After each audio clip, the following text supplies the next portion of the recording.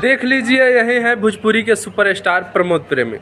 अपने ही स्टेज पे अपने ही डांसर के साथ ऐसे अश्लील हरकत कर रहे हैं जैसे कि पूरे नशे में चूर हो, गांजा दारू पी करके और स्टेज शो कर रहे हो।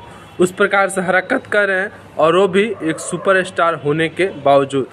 तो क्या भोजपुरी के जो सबसे बड़ा अवार्ड है वो प्रमोद प्रेमी को ही देना चाहिए इस मामले में, कि जो भोजपुरी में अभी तक जो कोई नहीं कर पाया वो प्रमोद प्रेमी यादव ने कर दिखाया है।